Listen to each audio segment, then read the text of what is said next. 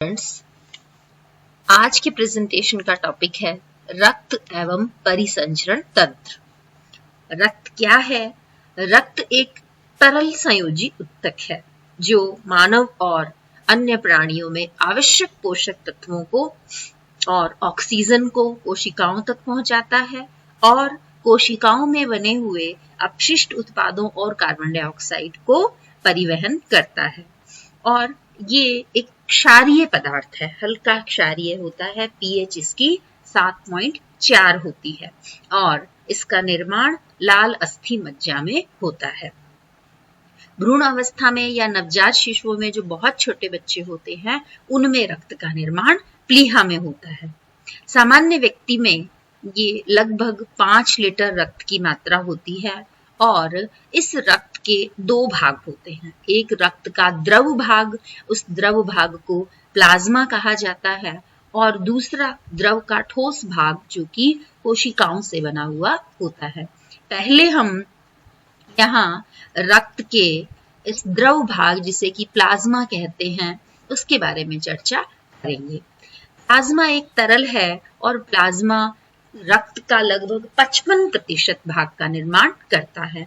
इस प्लाज्मा में जल, कार्बनिक पदार्थ, जैसे कार्बनिक पदार्थों में ये कुछ विशेष प्रोटीन्स हैं जैसे एल्बुमिन है, ग्लोबुलिन है, फाइब्रिनोजिन है, प्रोथ्रोम्बिन है, ग्लूकोज, अमीनो अम्ल, वसीय अम्ल, हार्मोन्स, यूरिया, यूरिक अम्ल, ये सभी कार्बनिक पदार्थ प्लाज्मा में उपस्थित होते हैं। और इसके साथ साथ अकार्बनिक पदार्थ जैसे sodium ion, potassium ion, calcium ion, magnesium ion, chloride ion, bicarbonate ion, biphosphate ion और सल्फेट आदि ये आयन भी प्लाज्मा में उपस्थित होते हैं। इन सभी प्लाज्मा में उपस्थित जो अवयव हैं उनका अलग अलग कार्य होता है। तो ये द्रव का सबसे पहला जो भाग है जिसे द्रव भाग कहते हैं वो द्रव भाग है प्लाज्मा, और ये प्लाज्मा के मुख्य अवयवों के नाम हैं। ये प्लाज्मा के जो अवयव हैं उन अवयवों को इतनी मात्रा प्लाज्मा में उपस्थित रहती है और प्रत्येक घटक का अपना एक निश्चित कार्य होता है। अब हम बात करें रक्त के दूसरे भाग की, जो कि ठोस भाग होता है, वो ठोस भाग है रुधिर कोशिकाएं। मनुष्य के रक्त में 3 प्रकार की रुधिर कोशिकाएं पाई जाती हैं। सबसे पहले प्रकार की जो रुधिर कोशिका है वो है लाल रक्ताणु, या जिसे हम रेड ब्लड सेल कहते हैं या रेड ब्लड कार्पसल्स कहते हैं, या शॉर्ट फॉर्म में हम इन्हें आरबीसी भी कहते हैं।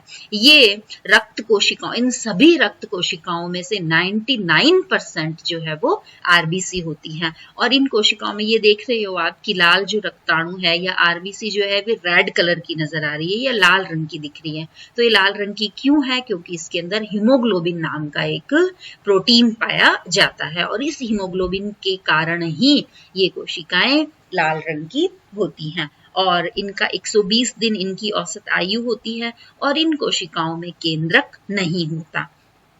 दूसरे प्रकार की जो रुधिर कणिकाएं हैं वो रुधिर कणिकाएं हैं श्वेत रक्ताणु, या जिसे हम कहते हैं श्वेत रक्त कणिकाएं, या उन्हें कहते हैं व्हाइट ब्लड सेल्स, या फिर शॉर्ट फॉर्म में कहा जाता है WBC।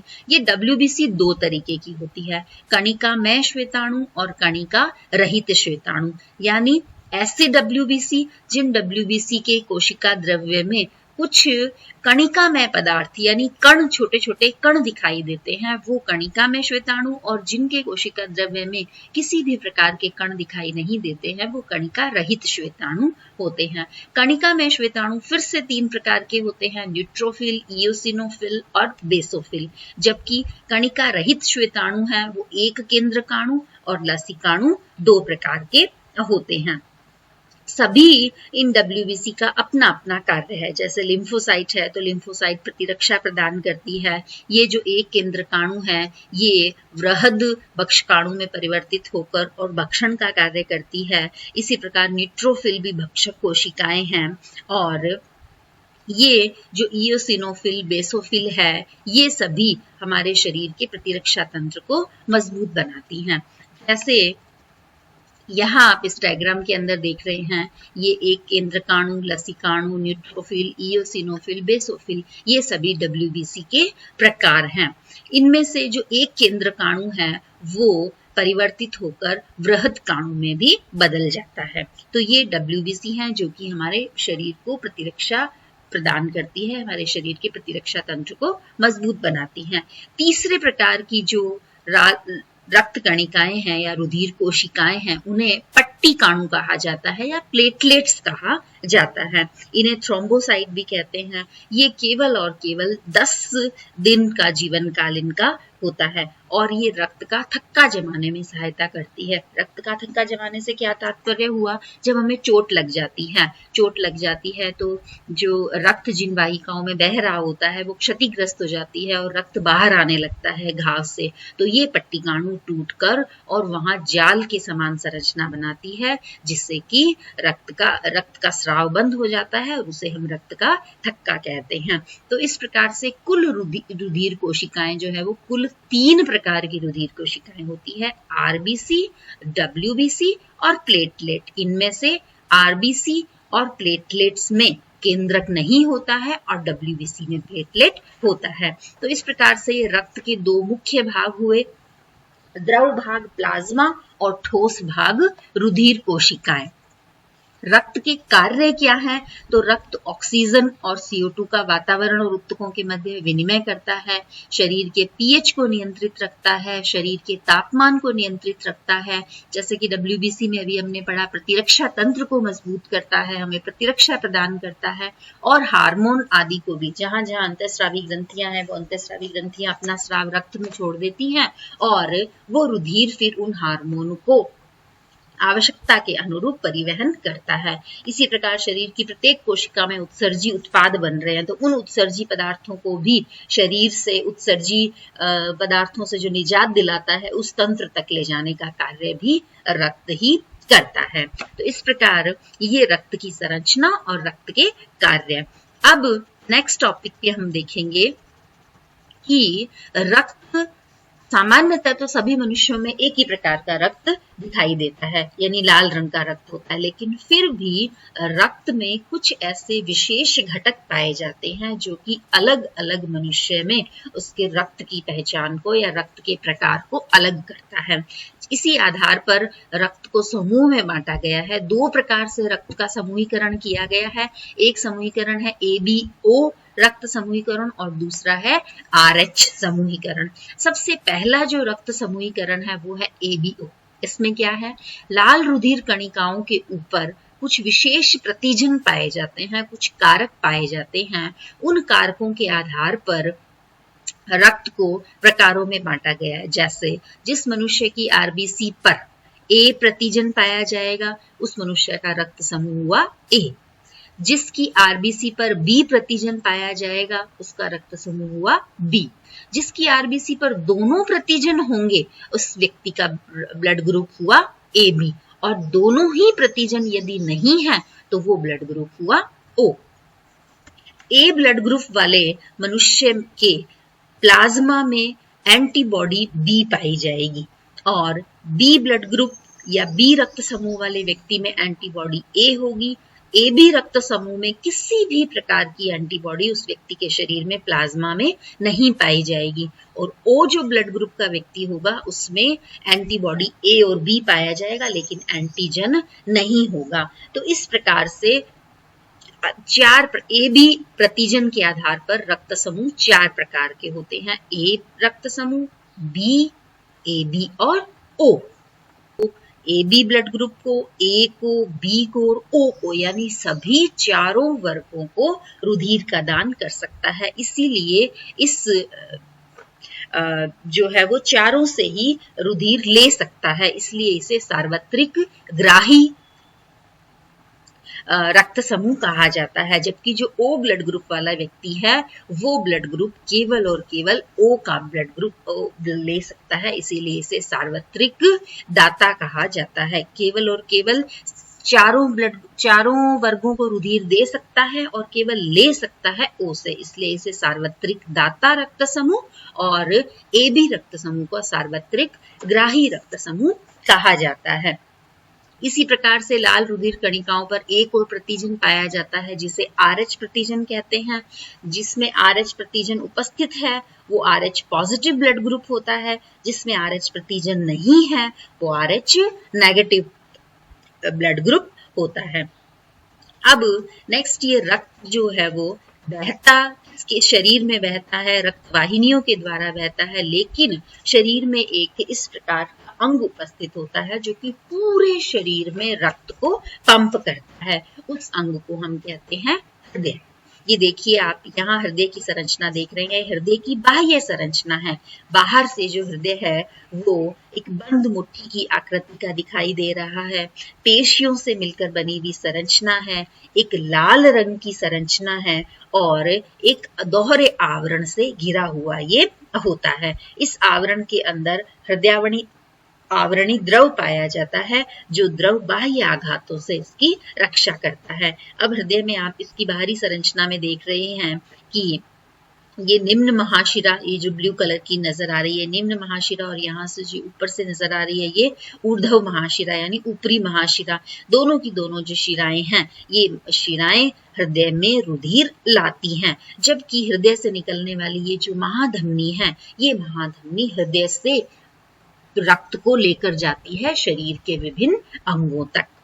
आगे हम अगले चित्र के माध्यम से हृदय की और डिटेल संरचना पढ़ेंगे। ये हृदय की आंतरिक संरचना है।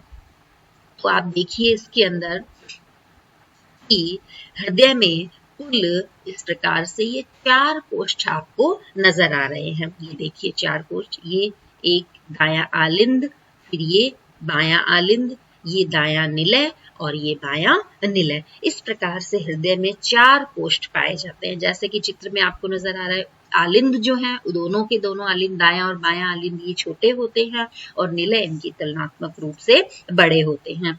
दोनों आलिंद और बांटने के लिए आपस के अंदर इनमें एक भित्ति होती है जिसे अंतरा आलिंद पट कहते हैं। इसी प्रकार से दोनों निलय एक दूसरे से पृथक रहे, इसलिए इनमें भी एक पट होता है जिसे अंतरा निलय पट कहा जाता है। इसी प्रकार दायां आलिंद और दायां निलय आपस में एक दूसरे से अलग रहें, इसके लिए भी इनमें एक प्रकार से एक पट पाया जाता है जिसे कि अंतरा आलिंद निलय पट कहा जाता है। इसी प्रकार बाईं तरफ होता है अंतरा आलिंद निलय पट, जिससे कि आलिंद और निलय का हृदय जो रक्त है वो मिश्रित नहीं हो पाए। इस प्रकार से हृदय 2 भागों में विभाजित है, दायां भाग और बायां भाग, और प्रत्येक भाग में 2 कोष्ठ होते हैं। ऊपरी कोष्ठ को दायां आलिंद, निचले कोष्ठ को दायां निलय।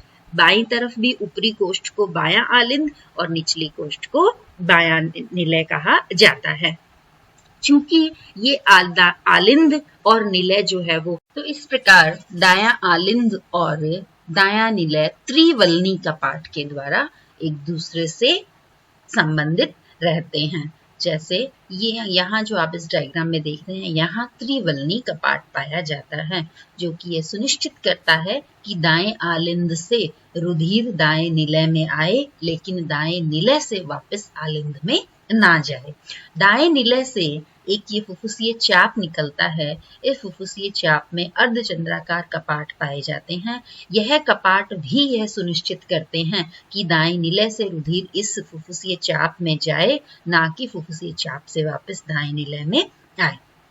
यह फुफ्फुसीय चाप हृदय से निकलकर 2 भागों में विभाजित हो जाता है। यह बाईं तरफ जाने वाली इसकी शाखा जो फुफ्फुसीय धमनी है, ये बाएं फेफड़े में जाती है, बाएं फुफ्फुस में जाती है, और इसकी दाईं तरफ की ये जो शाखा है ये दाईं फुफ्फुस के अंदर जाती है।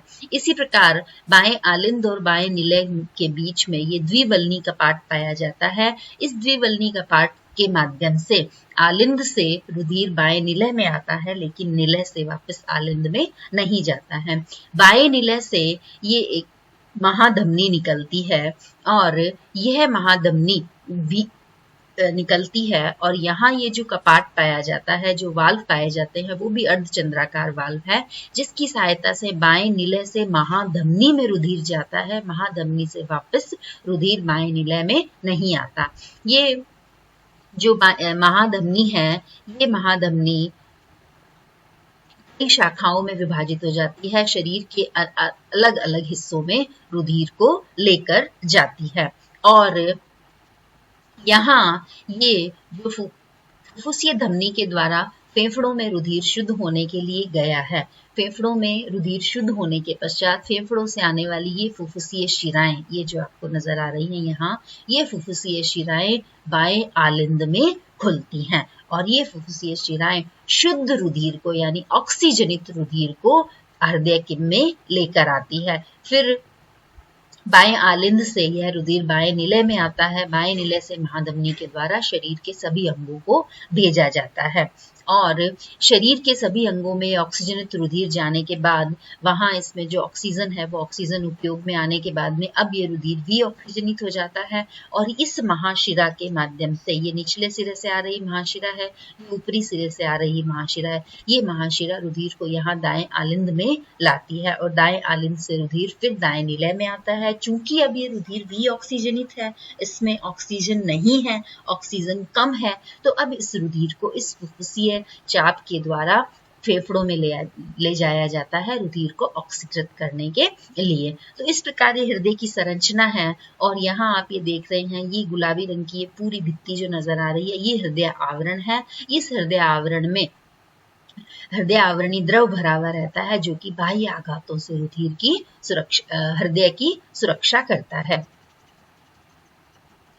इस डायग्राम की सहायता से हम हृदय की संरचना को और व्यवस्थित रूप से समझ सकते हैं। देखिए, ये जो हल्के नीले रंग में ये जो दिखाया हुआ है, ये हृदय का दायां भाग है और ये इसके विपरीत ये हृदय का बायां भाग है। दाएं भाग का ये ऊपरी भाग दायां आलिंद और ये निचला भाग दायां निलय। इसी प्रकार से बाएं भाग में ये बायां आलिंद और ये निचला भाग बायां निलय। और आलिंद दाएं निलय और बाएं निलय को आपस में जो विभाजित करती हुई ये विभाजिका या जिसे हम अंतरा निलय पट कहते हैं। इसी प्रकार दाएं आलिंद और बाएं निलय के बीच में भी ये पट पाया जाता है जिसे कि अंतरा आलिंद पट कहा जाता है। और दाएं आलिंद में शरीर के निचले भाग से महाशिरा आकर खुलती है और ये महाशिरा शरीर के ऊपरी भाग से आकर खुलती है। इसी प्रकार इस दाएं निलय से ये जो फुफ्फुसीय चाप निकलता है, ये फुफ्फुसीय चाप से फुफ्फुसीय धमनी फेफड़ों को रुधिर लेकर जाती है जो कि रुधिर भी ऑक्सीजनित है। फेफड़ों में रुधिर ऑक्सीजनित होने के बाद में फेफड़ों से निकलने वाली ये फुफ्फुसीय शिराएं रुधिर को यहाँ बाएं आलिंद में लाती है और फिर द्विवल्नी कपाट के द्वारा बाएं निलय में आता है और बाएं निलय से ये महाधमनी के द्वारा शरीर के विभिन्न अंगों में जाता है। तो इस प्रकार आलिंद और निलय लयबद्ध रूप से संकुचन और शिथिलन करते हैं। दोनों आलिंद एक साथ संकुचित होते हैं और एक साथ शिथिल होते हैं। इसी प्रकार दोनों निलय एक साथ संकुचित होते हैं और एक साथ शिथिल होते हैं। तो इस प्रकार ये संकुचन और शिथिलन की क्रिया में हृदय शरीर के विभिन्न अंगों में रक्त पंप करता है। शरीर से अशुद्ध अपशिष्ट युक्त जो रुधिर है वो रुधिर यहाँ दाएं आलिंद में आता है। दाएं आलिंद महाशिरा के द्वारा दाएं आलिंद में आता है और दाएं आलिंद में जब रुधिर एकत्रित हो जाता है तो दायां आलिंद संकुचित होता है जिससे कि ये त्रिवल्नी कपाट खुल जाता है और रुधिर दाएं निलय में आता है। जब निलय संकुचित होता है तो ये अर्धचंद्राकार कपाट खुल जाता है जिससे कि रुधिर फुफ्फुसीय चाप के द्वारा फुफ्फुस हो जाता है, फुफ्फुसीय धमनियों के माध्यम से फेफड़ों में भेजा जाता है और फेफड़ों में रुधिर ऑक्सीजनित होने के पश्चात इन फुफ्फुसीय शिराओं के माध्यम से बाएं आलिंद में आता है। जब बायां आलिंद रुधिर से भर जाता है तो यह संकुचित होता है जिससे द्विवल्नी कपाट खुलता है। द्विवल्नी कपाट खुलने से रुधिर बाएं आलिंद से बाएं निलय में आता है। जब बायां निलय संकुचित होता है तो इस महाधमनी में ये ऑक्सीजनित रुधिर शरीर के विभिन्न अंगों को भेजा जाता है। इस प्रकार यह चक्र लगातार चलता रहता है। इस चक्र को हृदय चक्र कहा जाता है। हृदय में होने वाली जब संकुचन जो प्रावस्था है उसे प्रकुंचन कहा जाता है और जो शिथिलन की अवस्था होती है उसे अनुशिथिलन कहा जाता है। इस प्रकार रक्त हृदय से 2 बार गुजरता है। पहली बार शरीर से हृदय में अशुद्ध रक्त आया और दूसरी बार शुद्ध रक्त फेफड़ों से हृदय में आया। तो इस प्रकार शुद्ध रक्त बाद में बाएं निलय से महाधमनी के द्वारा शरीर को वापस भेजा जाता है। इस प्रकार ये परिसंचरण द्विपरिसंचरण कहलाता है। एक बार का जो परिसंचरण है वो फेफड़ों के माध्यम से हो रहा है, उसे फुफ्फुसीय परिसंचरण कहते हैं, और दूसरी बार का जो परिसंचरण है वो शरीर के माध्यम से होता है, उसे दैहिक परिसंचरण कहते हैं। और इस प्रकार हृदय में ये जो संकुचन और शिथिलन की जो प्रक्रिया है ये स्व उत्तेजनीय होती है। हृदय का जो पेशी न्यास है वो स्व उत्तेजनीय होता है और हृदय की सारी गतिविधियों को नियंत्रित करता है, इसलिए इसे पेसमेकर भी कहा जाता है। इस प्रकार हृदय, इस चित्र के माध्यम से भी हम ये देख सकते हैं कि यहाँ ये जो डायग्राम है ये फेफड़ों को दर्शा रहा है, और ये जो भाग है ये शरीर के विभिन्न अंगों को दर्शा रहा है, और ये हृदय की संरचना है। यहाँ से आप देखिए ये महाशिरा, जो कि महाशिरा शरीर के अंगों से आ रही है, ये महाशिरा रुधिर को हृदय में लेकर आई। यहाँ इस फुफ्फुसीय चाप के द्वारा ये रुधिर फुफ्फुसीय धमनियों के माध्यम से फेफड़ों में ले जाया गया। फेफड़ों में अब ये रुधिर ऑक्सीजनित हो गया। इस ऑक्सीजनित रुधिर को ये फुफ्फुसीय शिरा हृदय में लेकर आई और हृदय से फिर ये महाधमनी के द्वारा शरीर के अंगों तक ले जाया गया। शरीर के अंगों तक ले जाया गया ये रुधिर ऑक्सीजनित था। अब इस रुधिर में जो ऑक्सीजन थी वो शरीर के अंगों के द्वारा उपयोग में ले ली गई, जिससे कि अब ये रुधिर वी ऑक्सीजनित हो गया, जैसे कि आपको यहाँ पर ये वॉयलेट कलर से दर्शाया गया है। फिर ये महाशिरा के द्वारा वापस हृदय में गया। तो इस प्रकार लगातार ये चक्र चलता रहता है, इसलिए इसे दोहरा परिसंचरण तंत्र कहते हैं। हमारे शरीर में दो मुख्य वाहिनियां हैं जो कि रक्त का परिवहन करती है। वो वाहिनियां शिरा और धमनी। ये आप देख रहे हैं इस शिरा में, ये डायग्राम के माध्यम से ये इस प्रकार से पेशियों का स्तर है, जैसे चिकनी पेशी का स्तर है, और शिरा के अंदर जो इस प्रकार से गुहा होती है उसे अवकाशिका कहते हैं। और ये शिरा में जो अवकाशिका है ये अवकाशिका बड़ी अवकाशिका होती है, बड़ी गुहा होती है। जबकि यहाँ ये धमनी में देखें तो धमनी में ये अवकाशिका कम होती है, यानी ये जो पेशी का स्तर है ये पेशी का स्तर यहाँ मोटा होता है, यानी धमनी में रक्त को बहने के लिए कम स्थान होता है। तो धमनी वे वाहिकाएं हैं जो ऑक्सीजनित रुधिर को शरीर के अंगों तक लेकर जाती है, और शिराएं वे रक्त वाहिकाएं हैं जो कि शरीर से हृदय को वी ऑक्सीजनित रुधिर लेकर आती हैं। तो इस प्रकार इन रक्त वाहिकाओं की सहायता से रक्त परिसंचरण का कार्य होता है। हृदय जो रक्त पंप करता है वो इन धमनियों के अंदर करता है। और ये जो धमनी और शिराएं हैं, शिरा और जो धमनी है, ये आपस में और भी बहुत पतली पतली रक्त नलिकाओं के द्वारा आपस में जुड़ी हुई होती हैं। उन रक्त नलिकाओं को रक्त केशिकाएं कहते हैं। रक्त केशिकाएं धमनियों और शिरा को जोड़ने का कार्य करती है। तो इस प्रकार रक्त और हृदय की सहायता से हमारे शरीर में परिसंचरण तंत्र सुचारू रूप से कार्य करता है। धन्यवाद।